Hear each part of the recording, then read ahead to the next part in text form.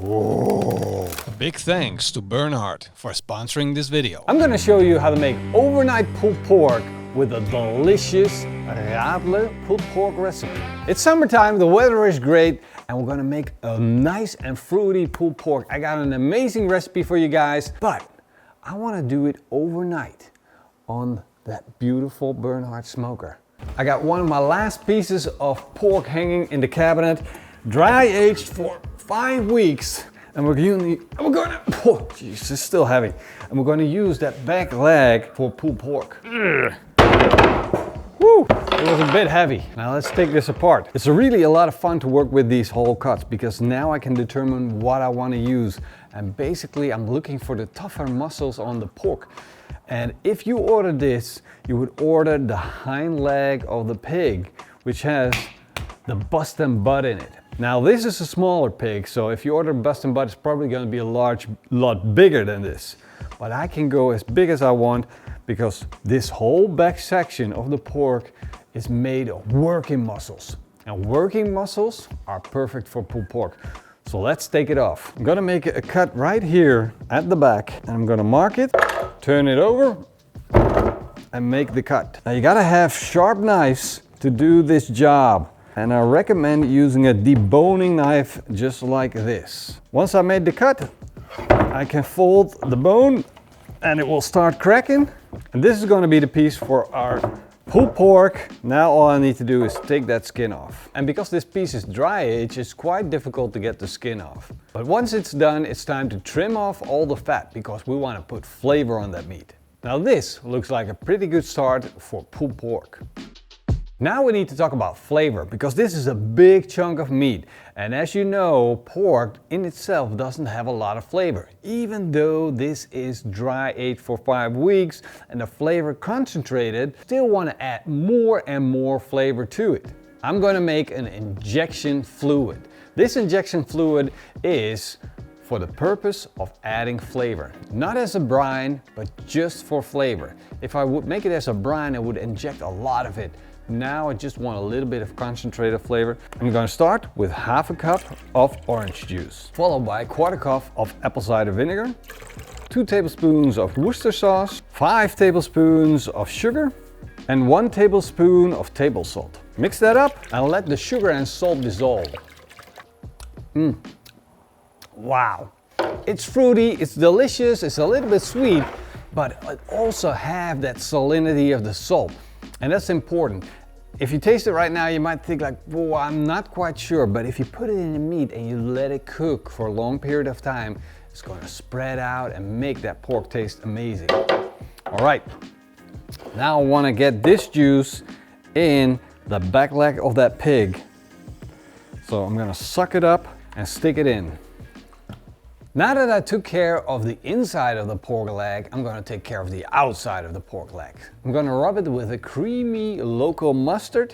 It's going to help the rub to stick and it's going to add a layer of flavor. For the rub, I'm going to use 4 tablespoons of table salt, 2 tablespoons of paprika powder, 2 tablespoons of onion powder, 1 tablespoon of garlic powder. Now mix that up, and now I'm going to sprinkle that onto our beautiful pork leg and get as much crust on this thing as I possibly can. Because with such a large piece of meat, you want to have a lot of rub on it to produce a lot of flavor. Now of course, if you don't have a particular cut of meat like this, just order a bust and butt. At least it's going to give you the same result meat-wise. Now look at all of that moisture that's sitting on top of that pig. It instantly forms a crust together with our barbecue rub. Whatever's on your board, just pack it on to get as much on it as you possibly can. And this already starts to smell good. Now, this is about ready to go on. I'm gonna fire up the Bernhard smoker. This is a pellet smoker, and a lot of people say you can't build up flavor with a pellet smoker, and I beg to differ, because if you cook your pulled pork for a long period of time, you're gonna add a lot of flavor. You're gonna expose it for a long time. And I'm gonna be cooking this, well, I'm expecting somewhere to go between 20 and 24 hours. So that's a pretty long time for pulled pork. Now, first thing to do is load up the hopper. And as you can see, there's already a lot of pellets in this, but I'm expecting with 20 hours of cooking, I can load it up all the way to the top. I'm using hickory pellets, and hickory has a strong smoke flavor, so that's gonna work in my advantage. This will be more than enough for the first 8 hours. So let's turn this thing on and then set it to a temperature of 100 degrees Celsius. Let's place the leg on, and now you gotta figure out what's the hottest part in your barbecue, because that's where you wanna put the biggest part of the meat. So in this case, a lot of heat comes from the left side and streams out. Where the exhaust is, the burnhard flint is the coldest. And also there's a bone right here that's gonna protect the meat while the hot air is streaming against it. Of course, I'm gonna stick in a thermometer to keep track of the temperature. Then I'm gonna close the lid and let this run. And I'm gonna take a look at it just before I go to bed to see how far we are along in the pellets, to check everything, the temperatures, etc. So, see you then. It's almost bedtime, time to check on our project, see how she's doing. It's getting late, so I do apologize for the video quality. We've been running now for 5 hours and a little bit, 5 hours 40 minutes. A temperature of 60 degrees Celsius on our roast. Look at that beautiful leg going. Look at it. Absolutely beautiful. Looking good. Now, one thing that I want to do is, since this is really getting dry on the outside, and that's great for a crust and all, but I want to give it a quick spray. My spray, I'm going to be using a refreshing drink that is really nice and summery and goes well with our orange and apple. Normally, of course, you use a spray bottle, but since it's beer, why not just spritz it like that? Look at that. Just spritz it a little bit. There we go. Let the magic do its work.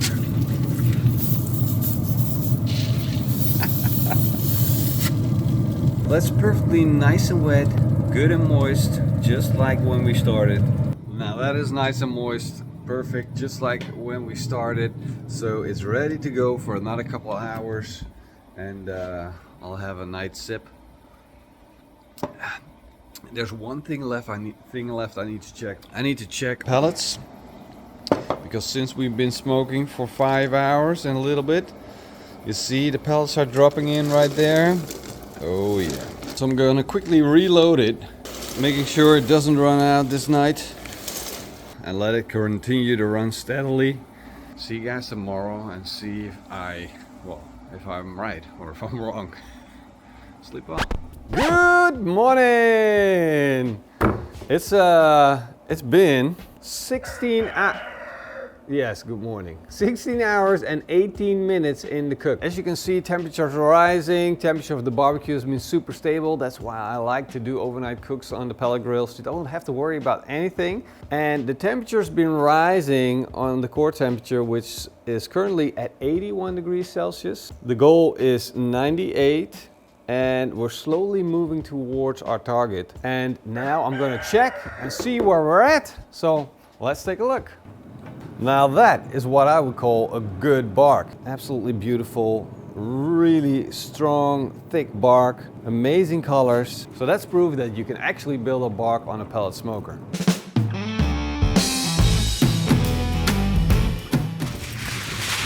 And now that I've achieved getting enough bark on that pork leg, I don't need to build up anymore, and all I'm doing right now is drying out that piece of meat. So I'm gonna wrap it up for the final stage of the cooking session. There we go.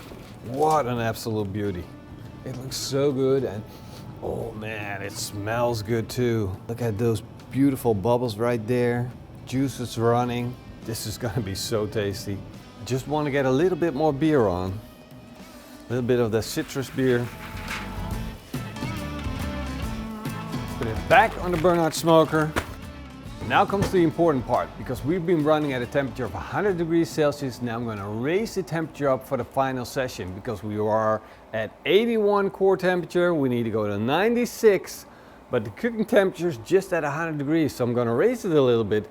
That's going to make it a lot easier to achieve that temperature of 96 core temperature that I'm looking for. We're getting close for the pulled pork to be done, so we got to focus on what are we going to do with it. And besides resting, I want to make a sauce to go with that beautiful pulled pork. As a base, I'm going to use a little bit of ketchup. That's going to thicken up the sauce and give it its nice color. So that's around 2 tablespoons. To that, I'm going to add 2 tablespoons of white wine vinegar, because we need that acidity to break down the fat that's inside the pulled pork. Now we're going to make it taste like barbecue flavors, like a real barbecue sauce with the Worcester sauce.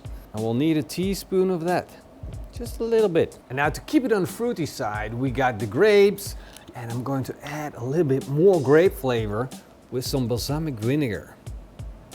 Also just a teaspoon, and we'll give this sauce its nice dark color. Now we have no match between the pulled pork and this sauce flavor-wise. We're just complementing things, but I want to marry it. That's why I'm using another bit of beer, Radler. This has lemon flavor, it has hop flavor, and I'm going to add around 4 tablespoons of that. And now the barbecue sauce is done. Let's do a quick taste test. Whoa, this stuff is insane. Absolutely amazing. Great barbecue sauce, really nice and fluid. So once we put it on that pulled pork, it just drizzles in. Just got the notification, it's time to take our pulled pork off. We're running at a 97 degrees core temperature. Target is 98, smoking temperature is 125. I'm going to take it off and place it in this transport box. This is a great way to let it rest, to make sure you keep all that moisture in and let it slowly come down in temperature to where you can eat it, and all that moisture that is inside of the aluminum foil is just going to drizzle back into the meat, and it's going to be freaking delicious. But we gotta wait for that, for an hour at least. And while we wait, let's do a quick recap on what happened during this cook.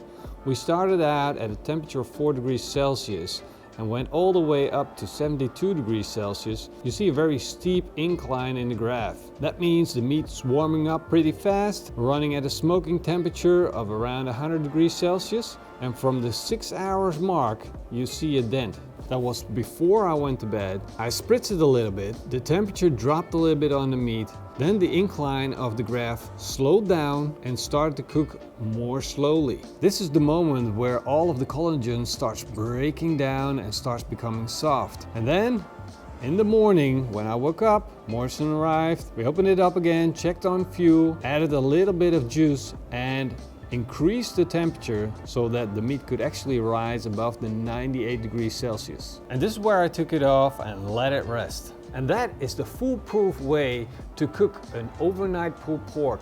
We're currently at almost noon, so that means I could have pulled pork for lunch without fail, making it absolutely perfect. Oh, pulling time. Woo. Let's unwrap it first. Let's just keep calm and open it up. Whoa, what a bark, what a beauty. Let's get it onto a tray, and you can see it already falls apart. Look at that bark, look at that meat. It is super, super juicy. It's falling apart. I don't even have to shred it. It's just, you press it, it falls apart. Now that is what pulled pork is supposed to be.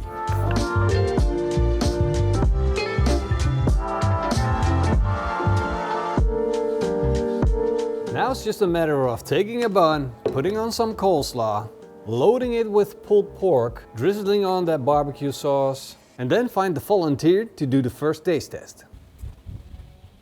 I wanted to surprise Mitchell because he was working inside, but he's really not working. He's texting his girlfriend. I'm gonna bust him. Hey! Hola. We thought you were working, dude. Man, I'm just taking a break. Look at what I did. We made you a sandwich, bro. Oh, boy, that is a big boy sandwich. Hard-working men deserve big boy sandwiches. Man, it's just falling apart. That's the whole idea. I think I need a plate. You don't need a plate. Go ahead, eat it. That crazy music of yours. Did you get some sauce yet? Okay. Was it good? Okay, that's all we need to know. Now I want one too.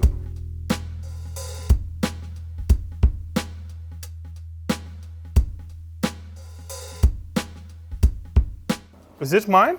Well, things are about to get messy. Oh man. Ooh, I gotta make Eat room. above the table. All right, here we go.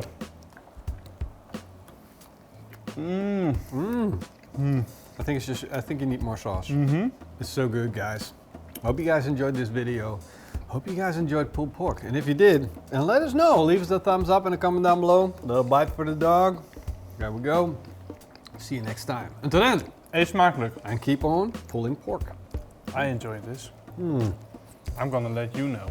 I enjoyed this. I'm gonna comment down below now.